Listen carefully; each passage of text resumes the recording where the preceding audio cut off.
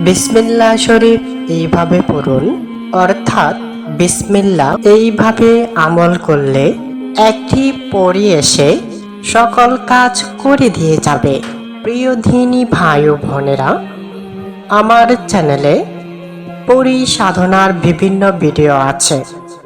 অনেকেই বলেন এত লম্বা লম্বা সূরা আমল করতে পারি না, তাই আপনাদের জন্য ছোট্ট একটি আমল বিসমিল্লাহ সহজে আমল করে পরী নিয়ে আসতে পারবেন এবং সেই পরীকে দিয়ে আপনার যত জটিল বা কঠিন কাজ সব করিয়ে নিতে পারবেন একটি কাজ ছাড়া।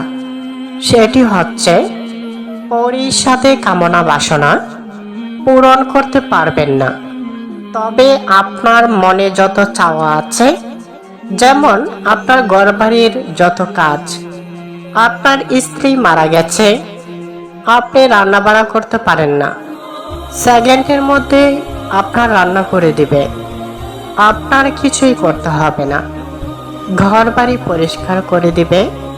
এবং আপনি যদি ধন সম্পদ চান তাহলে সেটিও করে দেবে। আর যদি এই আমলটি সঠিকভাবে করেন তাহলে আপনার জীবনে কোনো দুঃখ কষ্ট থাকবে না, আপনার সমস্ত কষ্ট পরী এসে দূর করে যাবে। প্রিয় দিনী ভাই ও বোনেরা, অনেকেই বলেন হুজুর আমি আমল করি কিন্তু আমার ডাকে সাড়া দেয় না।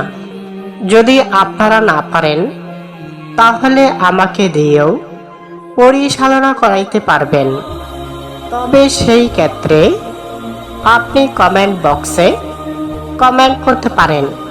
প্রিয় দিনী ভাই ও বোনেরা, বিসমিল্লাহ ছোট্ট একটি শব্দ, এক কথার একটি শব্দ, কিন্তু ইহার ক্ষমতা এই দুনিয়ার মধ্যে যা কিছু আছে সব চাইতে বেশি। কেননা মহান আল্লাহ রাব্বুল আলামিন নিজেই এই আমলটি করেছেন, অর্থাৎ বিসমিল্লাহ দিয়ে সব কিছু শুরু। আর এই জন্যই বান্দা হিসাবে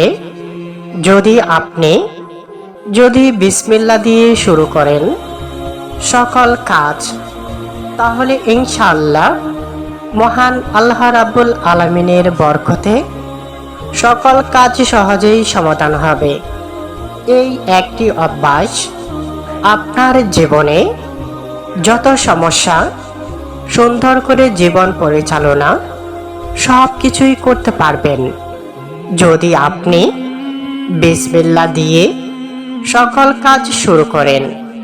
সফল হওয়ার জন্য, কোটি কোটি টাকা পাওয়ার জন্য, অঢেল সম্পদের জন্য আপনি এই আমলটি করুন। প্রত্যেকটি কাজ বিসমিল্লাহ দিয়ে শুরু করুন। আপনি একটি গাড়িতে উঠেছেন, বিসমিল্লাহির রহমানির রহিম বলুন। আপনি এক জায়গায় রওনা দিয়েছেন, বিসমিল্লাহ বলুন।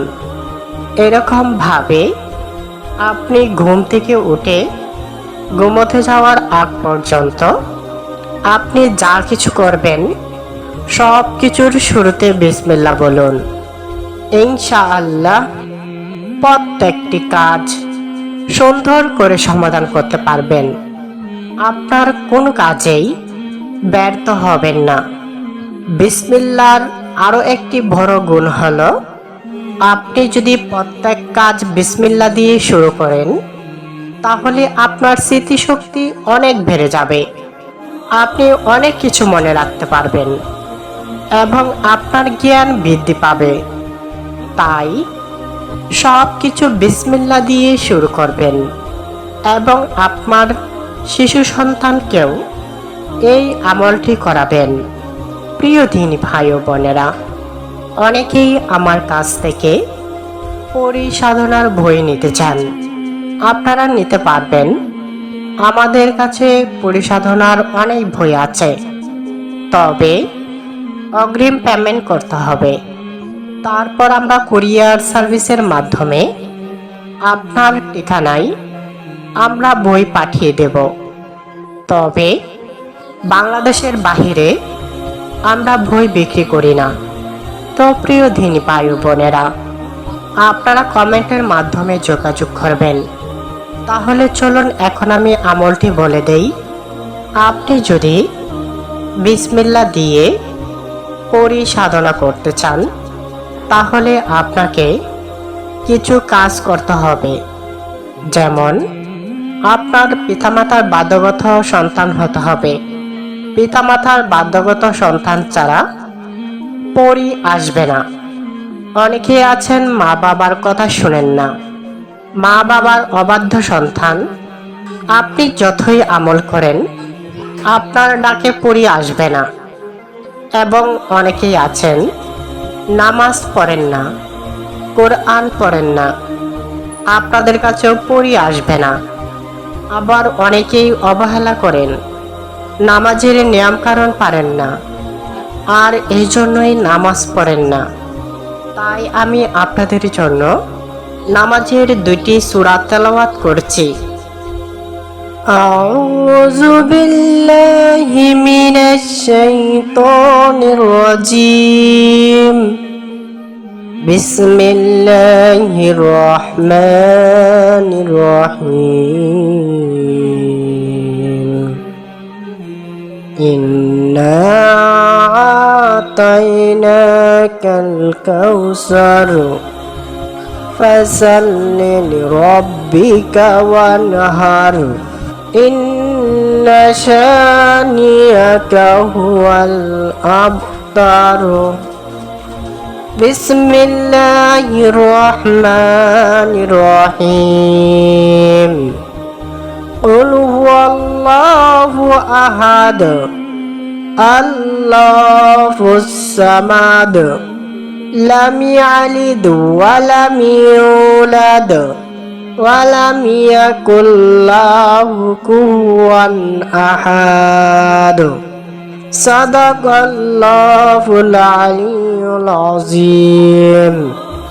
প্রিয় দিনী ভাই ও বোনেরা, আপনি যদি পরিসাধনা করতে চান, তাহলে আপনাকে অহংকার মুক্ত হতে হবে। আপনি কারো ক্ষতি করতে পারবেন না।